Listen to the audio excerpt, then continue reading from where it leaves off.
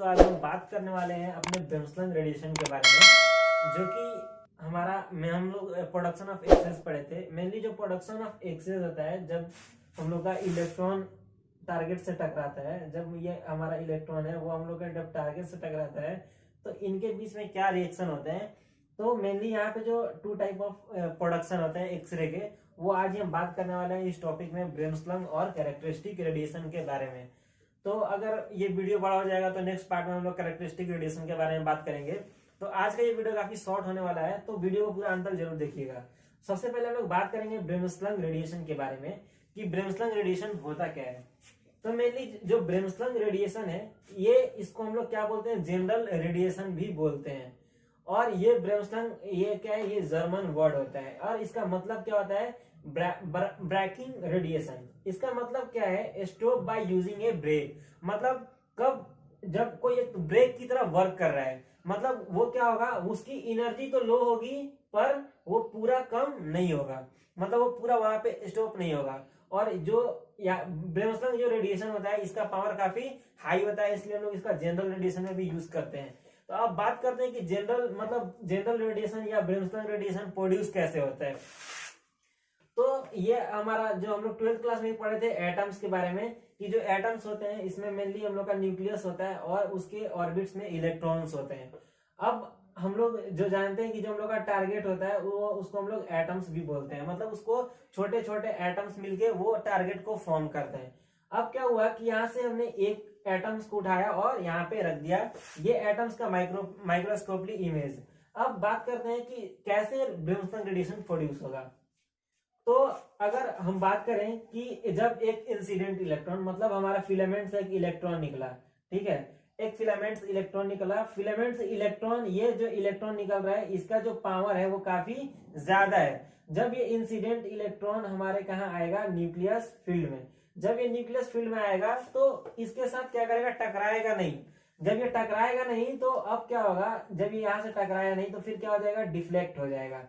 या तो इस डायरेक्शन में डिफ्लेक्ट हो जाएगा, या तो यहाँ पे आके इस डायरेक्शन में डिफ्लेक्ट हो जाएगा, या यहाँ पे आके फिर ये इस डायरेक्शन में डिफ्लेक्ट हो जाएगा। जब ये डिफ्लेक्ट होता है, जब डिफ्लेक्ट होने के बाद क्या होता है, इसकी एनर्जी उतना ज्यादा लॉस नहीं होती है कंपेरिजन टू कैरेक्टरिस्टिक रेडिएशन। जब इसका एनर्जी उतना ज्यादा लॉस नहीं हुआ तो इसका पेनिट्रेशन पावर जो होगा वो काफी हाई होगा, पेनिट्रेशन पावर वेरी हाई।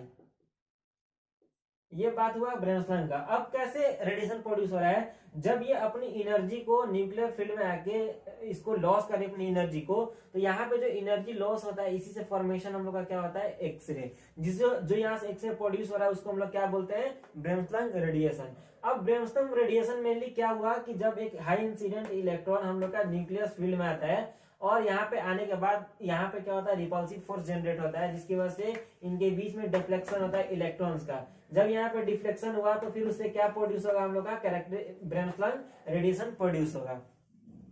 अब ये हम लोग बात हो गई ब्रेमस्लन रेडिएशन का। तो ब्रेमस्लन रेडिएशन का मेनली यूज क्या है, इसका यूज हम लोग करते हैं जनरल रेडियोग्राफी में, या फिर जब भी हम लोग कोई भी डेंस पार्ट्स का एक्सरे एग्जामिनेशन करते हैं तो उसमें हम लोग का यूज होता है ब्रेमस्लन रेडिएशन। और जो भी जनरल रेडियोग्राफी में यूज करते हैं हम लोग ब्रेमस्लन रेडिएशन का ही यूज करते हैं, चाहे वो आपका एक्सरे यूनिट हो या फिर वो आपका सीटी हो या फिर आपका फ्लूरोस्कोपी हो, सब में ब्रेमस्लन रेडिएशन यूज करते हैं।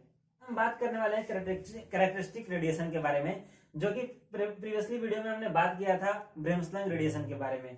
तो सब आज हम आपको बताएंगे कैरेक्टरिस्टिक रेडिएशन कैसे प्रोड्यूस होता है और इसका यूजेस मेनली क्या क्या है। जो मेनली हम लोग का कैरेक्टरिस्टिक रेडिएशन है वो हम लोग बात किए थे कि जो हम लोग का two types of radiation produce होता है, वो एक होता है कैरेक्टरिस्टिक और दूसरा होता है ब्रेमस्लन। तो कैरेक्टरिस्टिक में मेनली क्या होता है, result when the electrons bombarding the target eject electron from the inner orbit of target atoms, which means, अब बात करें तो हम लोग का ये यहाँ पे मान चलिए फिलामेंट है। अब इससे क्या हो रहा है, एक हाई इंसिडेंट इलेक्ट्रॉन्स आया और ये इनर सेल ऑर्बिट, जो इनर सेल ऑर्बिट्स में इलेक्ट्रॉन है इसको क्या कर दिया, इजेक्ट कर दिया। इसको क्या कर दिया, इजेक्ट। जब ये इसको इजेक्ट कर दिया तो अब इसकी वैकेंसी को फुल करने के लिए, इसकी जो वैलेंसी इसको फुल करने के लिए जो एल सेल का इलेक्ट्रॉन है वो क्या करेगा, इसको अपने एक इलेक्ट्रॉन्स देगा। जब यहाँ पे ये अपनी एनर्जी, जब ये इलेक्ट्रॉन्स इस ऑर्बिट में अपने इलेक्ट्रॉन्स को ट्रांसफर करता है, तो यहाँ पे जो एनर्जी लॉस करता है इलेक्ट्रॉन, तो इससे हम लोग का प्रोड्यूस होता है कैरेक्टरिस्टिक रेडिएशन।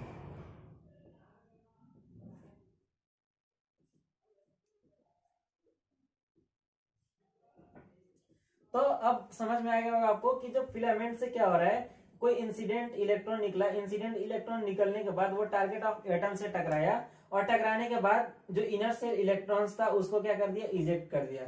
जब ये इलेक्ट्रॉन्स को इजेक्ट कर दिया तो इसकी वैलेंसी को फुल करने के लिए एल सेल का इलेक्ट्रॉन आएगा इसके पास। जब ये एल सेल का इलेक्ट्रॉन के सेल में आएगा तो ये अपनी एनर्जी को यहाँ पे क्या करता है, लॉस करता है। जब ये अपनी एनर्जी को लॉस किया तो फिर क्या प्रोड्यूस हुआ, फर्दर कैरेक्टरिस्टिक रेडिएशन प्रोड्यूस हो गया। अब मेनली जो कैरेक्टरिस्टिक रेडिएशन है, this produce low power x-ray, और ये क्या करता है, लो पावर ऑफ एक्सरेज को प्रोड्यूस करता है। और मेनली जो कैरेक्टरिस्टिक रेडिएशन है उसका यूज क्या है, use in mammographic unit and mobile unit and soft tissue imaging and dental unit में भी हम लोग कैरेक्टरिस्टिक रेडिएशन का यूज करते हैं। ये इसकी एनर्जी काफी कम होती है, इसलिए हम लोग इसका यूज किसमें कर रहे हैं, मैमोग्राफी में। जो मैमोग्राफी यूनिट होता है ये हम लोग फर्दर इसको जो ऑपरेट करते हैं मेनली, वो हम लोग का होता है 35 केवीपी और आपका 25 केवीपी पे हम लोग मेनली उसको ऑपरेट करते हैं, केवीपी यूनिट को, जो काफी कम पेनिट्रेशन पावर होता है। तो इसलिए जो कैरेक्टरिस्टिक पावर है वो मतलब कम पावर पे भी हम लोग उसको क्या कर सकते हैं, ऑपरेट कर सकते हैं। अब इसका सॉफ्ट टिश्यू में भी इमेजिंग हो गया, जैसे हम लोग ब्रेस्ट इमेजिंग वगैरह कर रहे हैं, वो भी हम लोग क्या है, सॉफ्ट टिश्यू इमेजिंग। अब मोबाइल यूनिट में भी जैसे हम लोग डेंटल वगैरह भी यूज करते हैं, आप अपना पोर्टेबल यूनिट कर रहे हैं, यूज कर रहे हैं, उसमें भी हम लोग का क्या फर्दर लो पावर रेडिएशन का ही यूज हो रहा है। आई होप दोस्तों कि ये वीडियो आपको समझ में आया हो। अगर वीडियो में आपको कुछ समझ में नहीं आया होगा पॉइंट, तो आप कमेंट सेक्शन में जरूर बताइए, और अगर आपको कोई भी न्यू टॉपिक से वीडियो चाहिए तो कमेंट बॉक्स में बताइए, उसकी वीडियो हम लोग आपको प्रोवाइड करेंगे। सो आज के लिए इतना ही काफी है। Thank you.